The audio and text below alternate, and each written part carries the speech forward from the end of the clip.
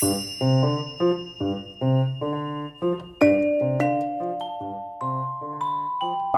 Manning-Ouellette. I'm an associate professor in higher education and student affairs, and my book is called Moving Towards Action, Anti-Racism and Leadership Learning. And it's really about looking at how do we educate, train, and develop our student leaders to have more critical consciousness of their role in leadership, and what does that look like in the future as they move into their careers, and how do we cultivate that through community, curriculum, their activities on campus. And so it's a co-edited series with Dr. Cameron Beatty, who's at Florida State University. One of the first chapters is really the invitation to do this work, right?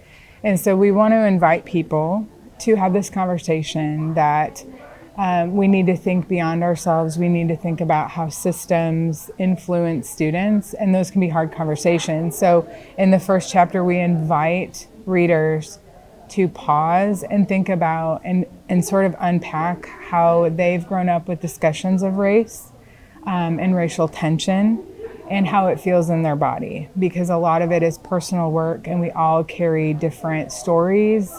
We carry different narratives with us around how we've been taught about race, talked about race, or not been taught or not talked about race, or how it's been silenced in spaces that we've navigated. And so that chapter is really an invitation to the work. And so we want to invite people to it, right? Whereas I think in our society, people have felt like, I'm not invited to that conversation. That's not about me.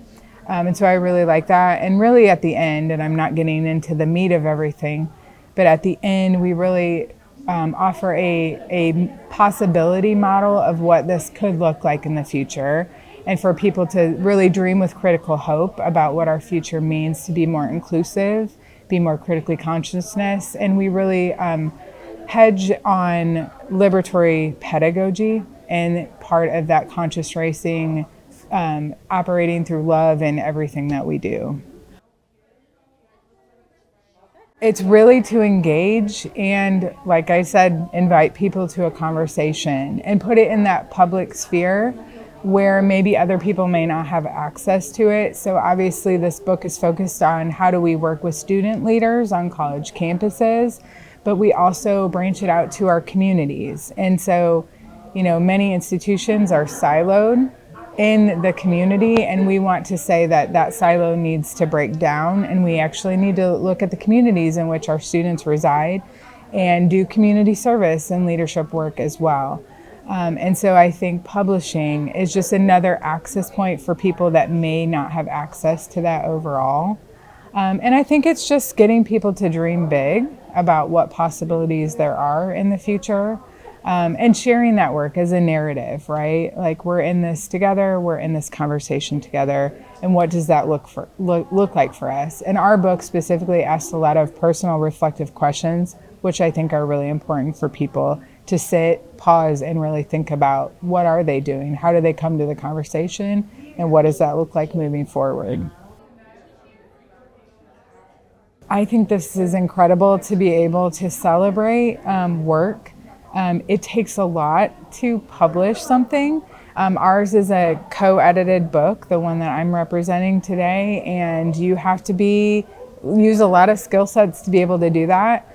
And so I understand the blood, sweat, and tears, so to speak, that a lot of authors that are in the room today and a lot of the honorees have been through.